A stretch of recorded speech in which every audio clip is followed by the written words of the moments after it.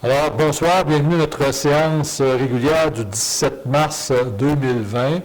Donc, vous connaissez un peu la situation au Québec actuellement à propos du coronavirus. Donc, ce soir, il y a seulement 4 conseillers en plus de moi. Donc, on n'a pas de personne de présent à l'Hôtel de Ville. Par contre, j'ai M. Daniel Forgue qui est en ligne avec nous. Donc, la loi, là, on a eu une dérogation pour le faire dans toutes les municipalités du Québec. Alors, si vous le permettez, on va vous saluer à la maison, ceux qui vont évidemment nous écouter en différé, soit demain ou dans quelques jours. Alors, nous allons commencer notre séance, comme à l'habitude, par un court moment de réflexion. Et j'aimerais aussi que vous ayez, dans ce moment de réflexion-là, des pensées spéciales pour la famille de M. Jacques Francoeur et aussi de M. Louis Duchesne, donc des citoyens qui nous ont quittés récemment.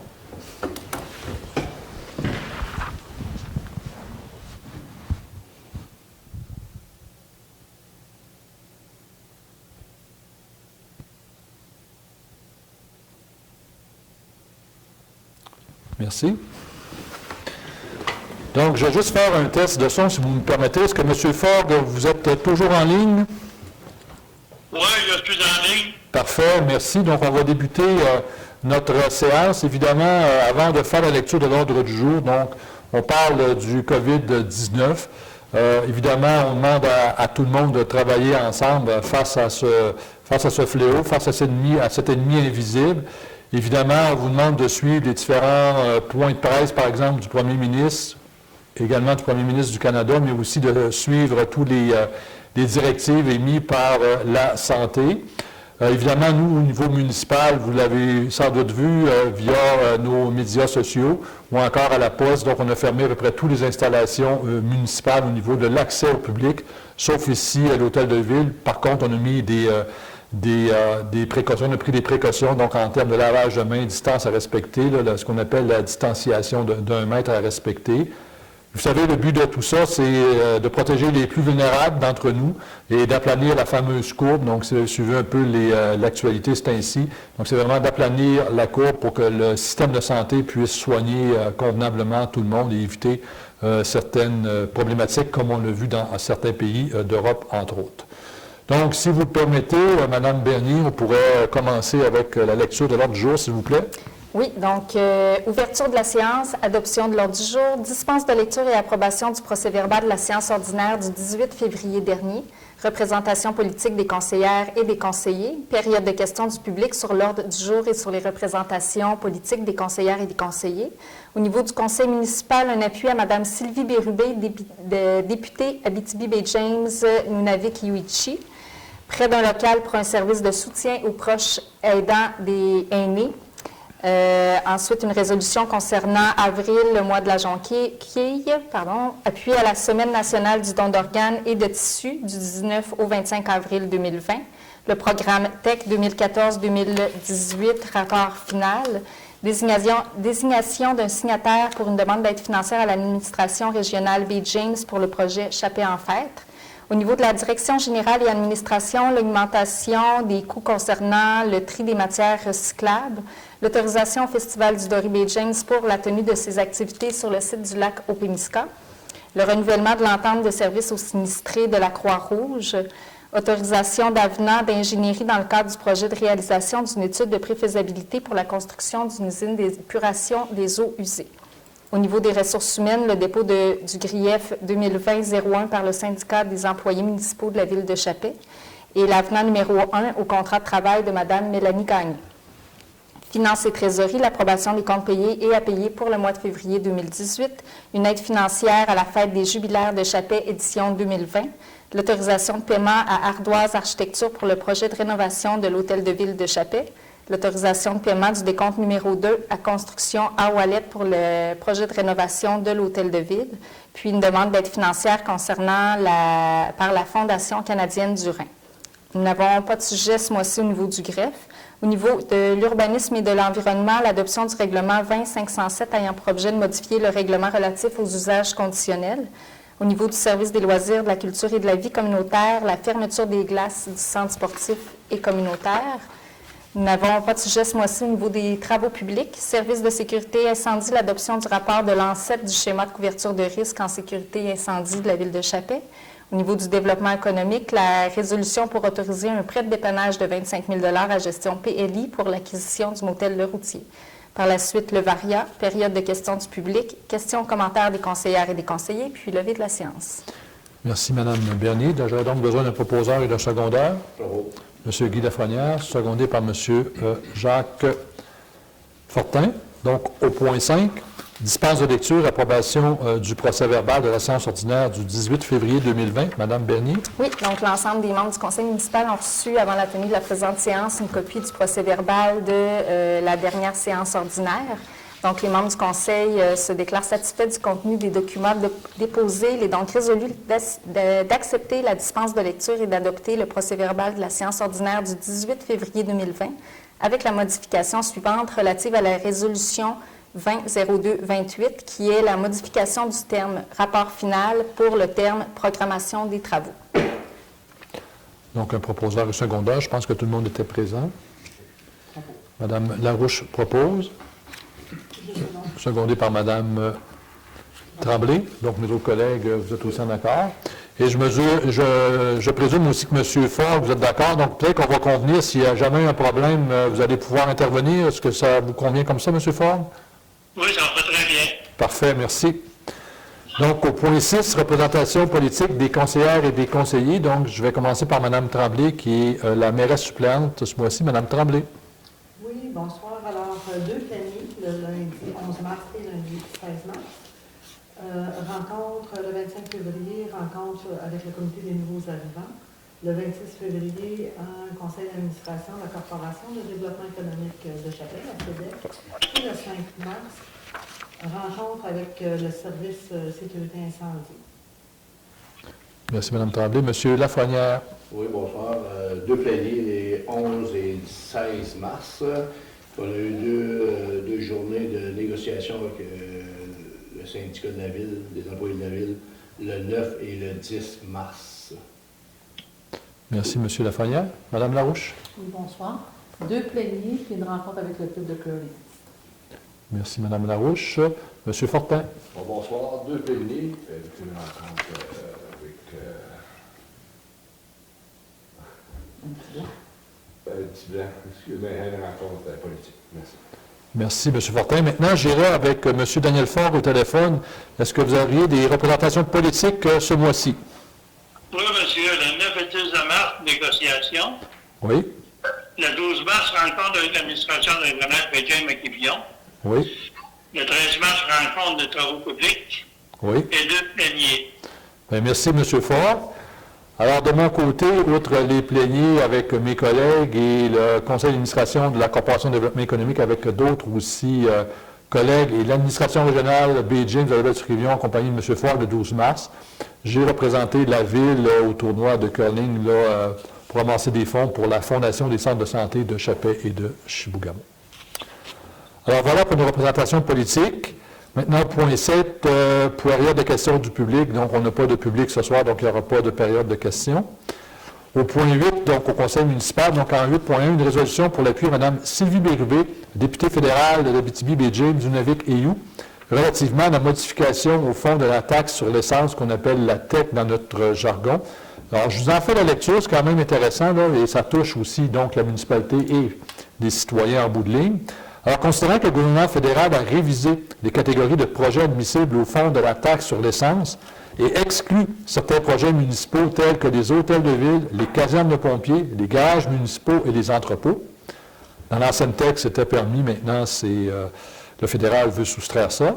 Considérant que l'ensemble de ces travaux est admissible dans la première entente qui s'est terminée le 31 décembre 2018, comme je viens de le mentionner, considérant que cette décision ne reconnaît pas la compétence des gouvernements de proximité que sont les municipalités québécoises à planifier et décider les travaux de construction et d'amélioration des équipements de leur communauté, considérant que les municipalités sont des gouvernements les mieux placés pour prioriser les travaux de leur communauté, considérant que plusieurs projets de municipalités québécoises sont remis en question en raison de la décision du gouvernement fédéral, considérant que plusieurs municipalités du Québec qui ne sont pas dotées d'infrastructures telles un réseau d'aqueducs et d'égouts ne pourront utiliser leur enveloppe réservée parce que les projets qu'elles avaient planifiés ne sont plus acceptés, Considérant qu'il y a lieu de demander au gouvernement fédéral de revenir sur sa décision et de réintroduire les bâtiments municipaux dans la liste des projets admissibles, considérant qu'il y a lieu de demander au gouvernement fédéral d'ajouter des infrastructures importantes comme les ouvrages de rétention dans cette même liste,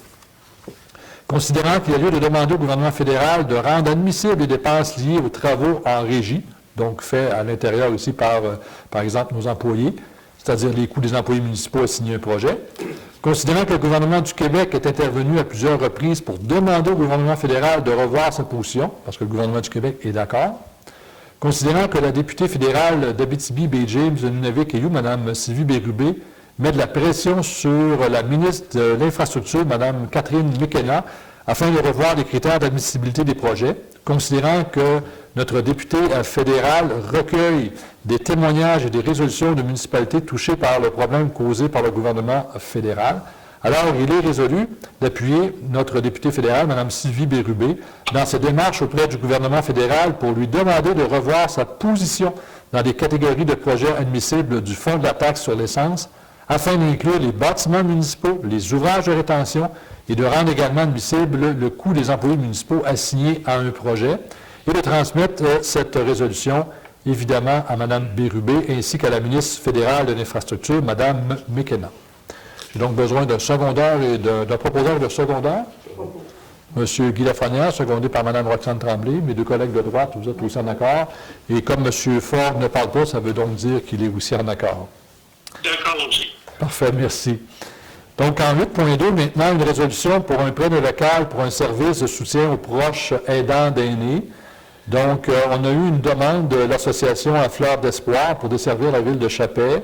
Donc, ils avaient besoin d'un local à raison d'environ une demi-journée par 2 semaines, justement pour offrir un service de soutien et transmettre l'information sur les services existants et tenir des cafés de discussion à tous les proches aidants d'aînés qui sont intéressés. Alors, évidemment, ils n'ont pas de budget, donc il est résolu d'offrir gratuitement un local au centre sportif et communautaire pour que les proches aidants d'aînés de notre communauté puissent avoir accès à ce service, et ce, à raison d'une demi-journée aux 2 semaines. Évidemment, ce n'est pas un projet qui va partir tout de suite avec les restrictions que nous avons, mais dès que tout ça va être levé, ça va pouvoir fonctionner. Donc, j'aurais donc besoin d'un proposeur et d'un secondaire. M. Jacques Fortin, secondé par Mme Roxane Tremblay. Mes deux autres collègues, vous êtes aussi en accord. Merci. Mes 3 autres collègues, devrais-je dire.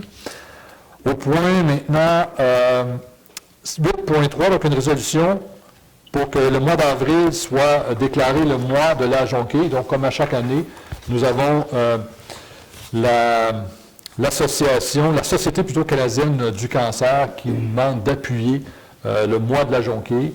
Donc, c'est important de soutenir cette société-là qui ramasse des sous justement pour aider les gens victimes de cancer, mais aussi pour de la recherche. Donc, il est résolu de décréter que le mois d'avril sera le mois de la jonquille, donc à Chapais, et que le conseil municipal encourage la population à accorder généreusement son appui à la cause de la Société canadienne du cancer. Donc, un proposeur et un secondaire. Mme Denise Larouche propose. Secondé par M. Jacques Fortin. Mes 3 autres collègues, vous êtes tous en accord. Merci. En 8.4, maintenant, une résolution pour l'appui à la Semaine nationale du don d'organes et de tissus qui se déroulera du 19 au 25 avril prochain. Donc, comme à chaque année, on appuie cette fondation-là. C'est important de signer l'endos de vos cartes d'assurance maladie. On vous le dira jamais assez. On a des gens dans notre communauté qui ont eu des dons d'organes et ça a changé évidemment leur vie. Donc, on va nous hisser le drapeau, entre autres, dans cette semaine-là, du 19 au 25 avril.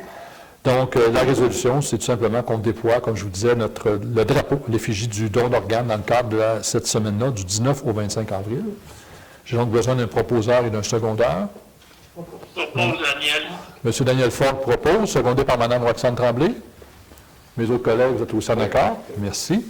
Ensuite, en 8.5, une résolution pour le programme TEC 2014-2018, le rapport final, Mme Bernier. Oui, donc la présente résolution est nécessaire pour recevoir la contribution financière issue du programme de la taxe sur l'essence et de la contribution du Québec, qui a permis de financer plusieurs travaux d'infrastructure, notamment liés à nos réseaux d'égouts et d'aqueducs. Donc, il est résolu que le conseil municipal approuve le contenu du rapport final et autorise sa transmission au ministère des Affaires municipales et de l'Habitation et autorise Mme Gagné à signer les documents nécessaires. Un proposant et un secondaire. Mme Denise Larouche propose. Secondé par M. Jacques Fortin. On va y aller avec M. Fortin. M. Fort, ça vous va? Oui, monsieur. Parfait. Est-ce que mes trois autres collègues vont aussi en accord? Merci. Donc, en 8.6, donc une résolution pour désigner un signataire pour la demande d'aide financière à l'administration générale B. James dans le cadre du projet Chappé en fête, édition 2020. Madame Bernier. Oui, donc, considérant que la Ville de Chappé organise en collaboration avec le milieu l'événement Chappé en fête qui se tiendra à Chappé le jour de la Saint-Jean, soit le 24 juin prochain. Donc, considérant que la Ville de Chappé désire déposer une demande d'aide financière à l'administration régionale B. James pour ce projet, il est résolu que le conseil municipal m'autorise à déposer une demande d'aide financière à la RBJ pour le projet Chappé en fête, m'autorise également à signer pour et au nom de la Ville de Chappé le protocole d'entente à intervenir ainsi que tous les documents relatifs à la présence et que le conseil municipal autorise l'administration régionale B. James à donner et à recevoir de l'information relative à ce projet dans le but notamment d'analyser le dossier, de compléter les informations, de confirmer la participation financière des autres partenaires financiers. Un proposeur et un secondaire.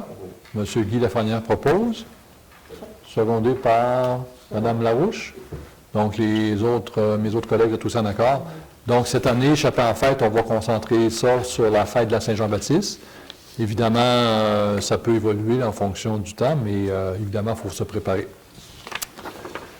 Ensuite, je vous amène au point 9, à la Direction générale et administration. Donc, en 9.1, une résolution pour autoriser l'augmentation des coûts concernant le tri des matières recyclables. Madame Bernier. Oui, donc, considérant la situation problématique de l'industrie du recyclage, considérant que les coûts pour le traitement des matières recyclables exigés par le centre de tri augmenteront considérablement en 2020, passant de 15 $ la tonne à 100 $ la tonne, donc une augmentation de 85 $ la tonne.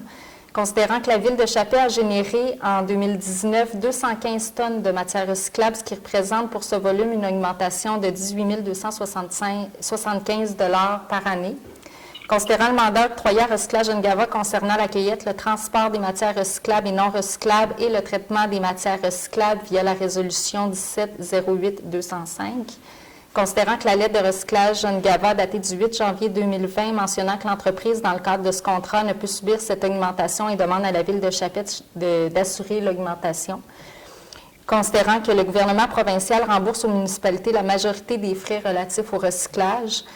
Donc, nous avons traité ce dossier le 20 janvier dernier et il a été résolu que le conseil municipal de la Ville de Chappé absorbe pour l'année 2020 l'augmentation des frais relatifs au traitement des matières recyclables générés par la Ville de Chappé selon le taux unitaire révisé à 100 $ la tonne et que le tout soit payable à même le budget d'opération. J'ajouterais également, oui, on a reçu une lettre de M. Poirier de Recyclage Ngava, mais nous les avons aussi rencontrés. On a discuté avec eux. On a aussi discuté avec la compagnie qui est un OSBL qui fait le tri dans le coin de Lévis. Ils ont une problématique, et c'est tous les centres de tri au Québec qui ont une problématique. Il y a des centres qui ont fermé. Donc, si on veut s'assurer que ça fonctionne, il faut les appuyer. Donc, j'ai donc besoin d'un proposeur et d'un secondaire. M. Jacques Fortin propose. Seconde, Daniel. Secondé par M. Fort. Mes autres collègues sont aussi en accord. Merci. En 9.2, une résolution pour autoriser le Festival du Laurier B. James pour la tenue de ses activités sur le site du lac Opémisca. Donc, c'est une résolution qui revient année après année. Donc, ils vont tenir le Festival du Doré du 25 juin au 4 juillet. Donc, nous, on doit les autoriser parce qu'il va y avoir de la vente et de la consommation de boissons alcoolisées. Ils ont besoin de ça pour demander un permis d'alcool, un permis de vente. Et évidemment, il y a des normes à respecter. Et on demande également que les boissons alcoolisées qui vont être vendues et consommées soient passées dans des contenants incassables et que les lieux, donc le lot 106 au lac Opémisca, soient nettoyés à la fin de chaque jour d'activité. Donc, comme à chaque année, là, on est d'accord pour leur transmettre leurs demandes, donc qu'ils puissent faire les demandes au niveau de l'alcool. Donc, j'ai donc besoin d'un proposeur et d'un secondaire. Bravo. M. Guy Lafrenière. Secondé par Mme Roxane Tremblay. Mes autres collègues sont aussi en accord. Merci. En 9.3, une résolution pour le renouvellement de l'entente de service aux sinistrés avec la Croix-Rouge canadienne, Division du Québec. Mme Bernier. Oui, donc considérant que l'entente avec la Croix-Rouge relative aux services aux sinistrés prendra fin le 12 avril 2020, considérant qu'il y a lieu de renouveler ce protocole, donc il est résolu que M. Steve Gamache, maire ou moi-même, soit autorisé à signer pour et au nom de la Ville de Chapelle le renouvellement de l'entente de services aux sinistrés couvrant la période 2020-2023 avec la Croix-Rouge canadienne Division de Québec, et que dans le cadre de cette entente, la Ville de Chapelle verse un montant annuel de 273,53 $, soit 10 cents par capita, à la Croix-Rouge canadienne Division de Québec. Évidemment, c'est basé sur les décrets de population. Donc, le décret du gouvernement pour la Ville de Chapelle, pour 2020, c'était 1609 personnes. Donc, ça donne un total de 273,53 $. Un proposeur et un secondaire. Mme Denise Larouche. Secondé par M. Jacques Fortin, mes 3 autres collègues. Oui. Merci. En 9.4, une résolution pour autoriser l'avenant d'ingénieurs dans le cadre du projet de réalisation d'une étude de préfaisabilité pour la construction d'une usine d'épuration des eaux usées. Mme Bernier. Oui, c'est un contrat qui a été octroyé à SNC Lavalin-Stavibel en juin 2018 pour le contrat d'ingénierie de l'étude de préfaisabilité pour un montant de 38 244 $. Un gros travail additionnel qui vise à déterminer avec plus de précision les débits de conception a dû être réalisé. Donc, c'est des honoraires supplémentaires de 19 896,83 $, plus les taxes applicables. Donc, nous avons la recommandation positive de Mme Gagné d'accepter cet avenant tel que présenté par la firme SNC Lavalin. Donc, il est résolu que le conseil municipal autorise l'avenant d'ingénierie présenté par la firme d'ingénierie d'un montant de 19 896,83 $, plus les taxes applicables, et que les frais relatifs à la présente soient puisés à même le budget d'immobilisation. Un proposeur et un secondaire. Monsieur Jacques Fortin, est-ce que M. Fogg, vous voulez seconder? Seconde, oui. Parfait, merci. Mes autres collègues ici à l'Hôtel de Ville, vous êtes aussi d'accord? Merci. Au point 10, en ressources humaines, donc, conformément à l'article 303 de la loi sur les élections et les référendums dans les municipalités, Mme Larouche, conseillère, déclare son intérêt en lien avec cette résolution. On va mettre ça au singulier, si vous le permettez. Donc, elle se retire de la séance, tout comme elle l'a fait lors de nos discussions en comité plénier concernant ce sujet. Donc, on en a discuté et Mme Larouche s'était retirée. Donc, en 10.1, c'est une résolution pour le dépôt du RIEF 2020-01 par le syndicat des employés municipaux de la Ville de Chapelle. Alors, je vous en fais la lecture rapidement. Donc, considérant que le syndicat des employés municipaux de la Ville de Chapelle a soumis au conseil municipal par la direction générale un grief contestant le congédiement de l'employé matricule 30-2305, considérant que le grief a été déposé à Mme Mélanie Gagné, responsable des ressources humaines selon la convention collective, alors, il est résolu que sur recommandation de la direction générale, le conseil municipal de la Ville de Chapelle entérine sa décision, voulant que le grief 2020-01, déposé par le syndicat des employés municipaux, soit non fondé en fait et en droit. J'ai donc besoin d'un proposeur et d'un secondaire. M. Guy Lafrenière propose, secondé par M. Jacques Fortin. Mes 2 autres collègues, vous êtes en accord? Oui. Merci. Donc, Mme Larouche, vous pouvez réintégrer la séance. Au point 10.2, maintenant, la résolution pour l'avenant numéro 1 au contrat de travail de Mme Mélanie Gagné. Mme Bernier.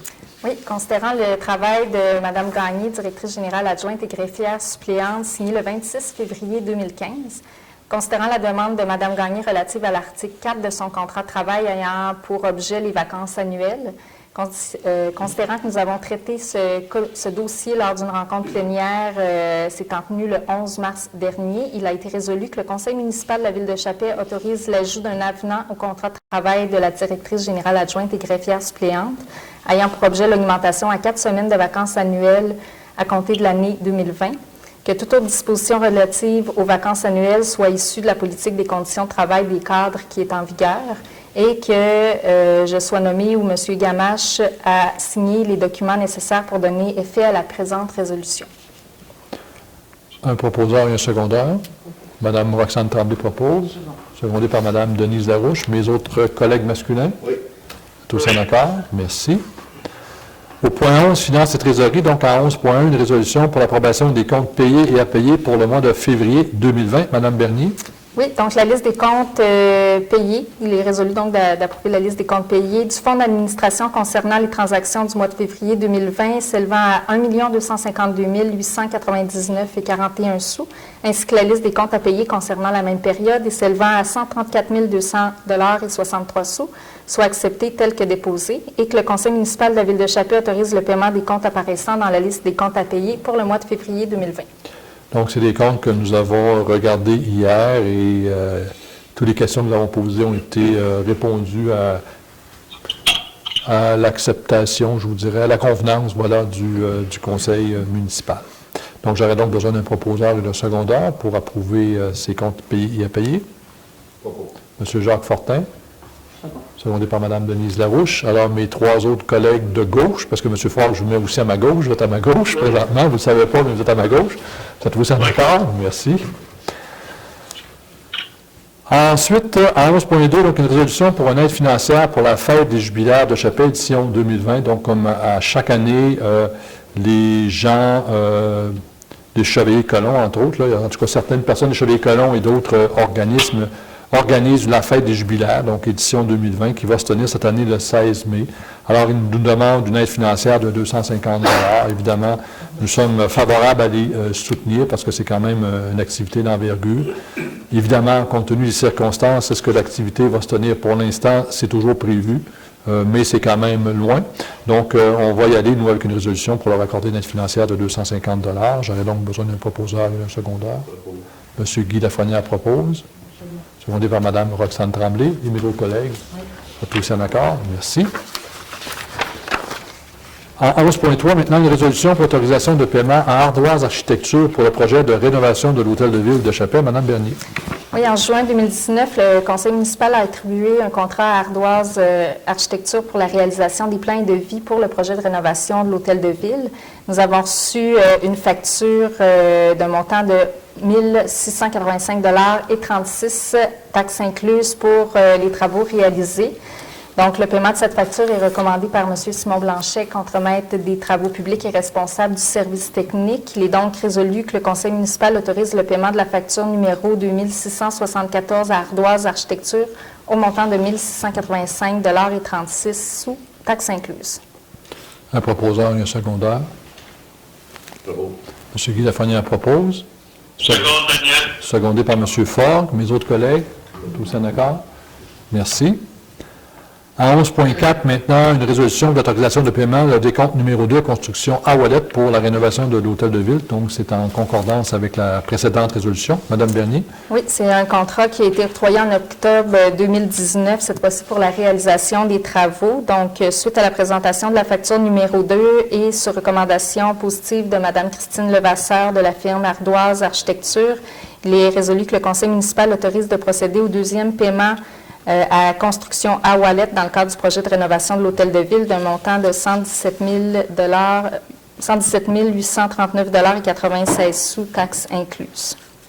Un proposeur et un secondaire. Mme Denise Larouche propose. Secondé par Mme Tremblay, ça vous va? Donc, mesdames, vous allez proposer secondé. Donc, messieurs, vous êtes en accord? Oui. Merci. Ensuite, à 11.5, une résolution pour une demande d'aide financière de la Fondation canadienne du Rhin. Donc, c'est une fondation que l'on soutient à chaque année. Donc, c'est la nouvelle demande pour l'année 2020. Donc, il est résolu qu'on leur accorde une aide financière de 100 $ dans le cadre de leur campagne de financement 2020. Un proposeur et un secondaire. Mme Roxane Tremblay, secondée par M. Jacques Fortin. Et j'imagine que mes autres collègues, vous êtes aussi en accord. Oui. Au point 12, dans la greffe, aucun sujet ce soir. Au point 13, urbanisme et environnement. Donc, en 13.1, une résolution pour l'adoption du règlement 20507, ayant pour objet de modifier le règlement 16466 relatif aux usages conditionnels. Mme Bernier. Oui, donc, suite à la réalisation du processus légal relatif à l'adoption des règlements d'urbanisme, il est résolu d'adopter le règlement 20507 afin d'autoriser la location de chambres de courte durée à l'immeuble situé aux 4 Première Avenue. Donc, c'est un sujet qu'on a traité régulièrement depuis quelques semaines, quelques mois, voire. J'aurais donc besoin d'un proposeur de secondaire. M. Guy Lafrenière propose, secondé par M. Jacques Fortin. Les autres collègues, ça vous convient? Oui. Merci. au point 14, au service des loisirs, de la culture et de la vie communautaire, donc en 14.1, une résolution pour la fermeture des classes au centre communautaire et sportif. Donc, si on considère la situation de la COVID-19 qui force la municipalité à fermer toutes ses installations communautaires et sportives pour un temps déterminé, alors considérant que pour la saison 2019-2020, donc la saison actuelle, la glace de l'Arena devait fermer le 10 avril et celle du curling le 19 avril. Alors, considérant également les coûts engendrés par le fonctionnement des compresseurs là, pour maintenir des glaces, mais sans utilisateurs. Alors, considérant que nous avons discuté de ce sujet hier lors de notre plénier, alors il est résolu de procéder à une fermeture anticipée des glaces du centre communautaire et sportif à partir du 18 mars. Donc, à partir de demain, on va mettre en arrêt là, la procédure d'arrêt pour nos différents compresseurs. Un proposeur et un secondaire. M. Jacques Fortin, secondé. Par Mme Denise Larouche. Mes autres collègues, vous êtes aussi en accord? Oui. Alors, évidemment, c'est une situation hors de notre contrôle. On aurait bien aimé garder ça ouvert pour que les gens puissent en profiter, mais quand est-ce que ça va revenir à la normale? On parle de plusieurs semaines, donc c'est des coûts quand même importants. Au point 15, travaux publics, aucun sujet ce soir. Au point 16, services de sécurité incendie. Donc, en 16.1, on avait une résolution pour l'adoption du rapport de l'ANSET pour le schéma de couverture de risque en sécurité incendie de la ville de Chapais. Madame Bernier. Oui, chaque année, nous devons adopter le rapport annuel du service de sécurité incendie de la ville qui est relatif au schéma de couverture de risque qui est coordonné au niveau régional par le gouvernement régional Yoichi Bay James. Donc, l'année 7 là, a été terminée. Et il est résolu que le conseil municipal adopte le plan d'action de l'ANSET du schéma de couverture de risque du service de sécurité incendie de la ville de Chapais et que le conseil municipal autorise Mme Gagné, directrice générale adjointe et greffière suppléante, à faire suivre ce rapport annuel au gouvernement régional d'Yoichi Bay James. Un proposeur et un secondaire. Mme Roxane Tremblay propose. Secondé par M. Guy Lafrenière. Mes trois autres collègues, ça vous convient également. Donc, on sait que le gouvernement régional travaille actuellement pour la réécriture d'un nouveau schéma de couverture de risque. Donc, on suit ça parce que ça en prend un. Normalement, ça a une durée de 5 ans. Exceptionnellement, on peut l'étirer de 6 ans. Là, ils l'ont étiré pour une 7e année. Donc, il va falloir là, ajuster tout ça, mais on pose régulièrement les questions au gouvernement régional à ce sujet. Au point 17, développement économique, donc encore là, Mme Larouche déclare son intérêt et elle va se retirer pour la prochaine résolution. Donc en 17.1, donc on a une résolution pour l'autorisation d'un prêt de dépannage de 25 000 $ à Gestion Pli pour l'acquisition du motel Le Routier. Mme Bernier. Oui, la Ville de Chapais a mis en place il y a quelques années un programme de prêt de dépannage sans intérêt pour aider les entreprises à réaliser un projet qui est générateur de retombées importantes au niveau économique pour Chapais. Donc, ce programme est permis par les différentes lois qui régissent les municipalités. Et dans le cadre de ce programme, Gestion PLI a fait parvenir à la Ville de Chapais une demande de prêt sans intérêt d'un montant de 25 000 $ pour l'acquisition du motel Le Routier. Donc, nous avons traité ce dossier lors du comité plénier du 16 mars dernier et il a été résolu que la Ville de Chapais accorde à Gestion PLI un prêt sans intérêt de 25 000 $ remboursable en 24 versements mensuels et payable à compter du 6e mois suivant la signature du protocole d'entente et que le conseil municipal m'autorise ou autorise Mme Gagné à signer pour et au nom de la Ville de Chapais les documents relatifs à la résolution. Un proposeur et un secondaire. M. Guy Lafrenière propose. Second. Secondé par M. Daniel Ford. Mes autres collègues, ça vous convient? Merci. Donc, il faut dire qu'à l'occasion, nous accordons des prêts environ de ce montant-là à certaines organisations, certains commerces. Et depuis qu'on a mis ça en place, donc ça date autour de 2010-2011, je vous dirais. Donc, tout le monde a remboursé. Donc, c'est un prêt sans intérêt. Les 6 premiers mois, il n'y a pas de remboursement. À partir du 7e mois, donc, il y a un remboursement pour le reste. Et je peux vous dire que ça fait la différence parce que ceux qu'on a aidés, ça leur a permis justement de passer au travers et justement de garder un service à la communauté. Donc, Mme Larouche, vous pouvez réintégrer la séance. Au point 18, au point varia, nous n'avons aucun sujet ce soir. Point 19, période de questions du public. Évidemment, il n'y a pas de public ce soir, donc nous n'aurons pas de questions. Et au niveau des questions et commentaires des conseillers et des conseillères, comme je le mentionnais tout à l'heure, M. Fortin a une petite annonce à faire et ensuite je terminerai. M. Fortin? Alors, bonsoir. Alors, moi, vu que À cause du COVID-19, il y a des mesures de sécurité qui ont été prises. On a pris contact avec les différents organismes là, pour les jeunes, à savoir pour passer pour les championnats Jaco. Alors, vu les normes de sécurité qui sont établies, donc, ils ont décliné notre invitation, avec raison d'ailleurs. Fait que, on a mis en place là, une affiche qui va être qui est affichée dans tous les commerces, et puis qui est affichée sur Internet. On va faire la vente des chocolats Jaco pareil, mais elle va être faite à la salle de Chevalier de Colomb. On invite les gens à venir se les procurer à la salle même. On avait prévu que ça allait passer, donc on a 540 chocolats Jaco à vendre. Fait que, venez nous encourager, on ne voudra pas rester avec tout ça, ça va devenir une bourse fondue. Puis est-ce que M. Fortin, c'est possible, par exemple, d'utiliser Facebook pour vous dire, c'est un certain citoyen qui en voudrait quelques-uns de le faire? Oui, il y a Facebook, et puis le numéro de téléphone de M. Marc Gelot, et puis moi-même qui apparaissent, fait que gênez-vous pas. Si on va prendre des réservations, puis on va aller, s'il faut aller vous les livrer, on va les livrer, il n'y a pas de problème. On est ouvert. Parfait. Merci, M. Fortin. Alors, évidemment, je vais vous parler un peu de COVID-19. Hein. Ça va moduler, je pense, nos prochaines semaines de vie.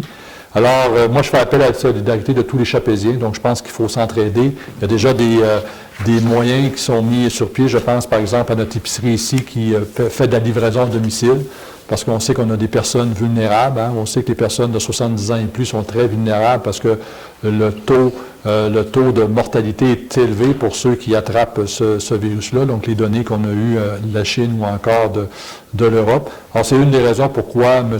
Forgue est au téléphone présentement et que Mme Tremblay n'est pas également présente. Évidemment, au niveau de la ville, nous avons un comité de veille. Ce comité de veille-là se rencontre tous les matins à 9 h, donc du lundi au vendredi.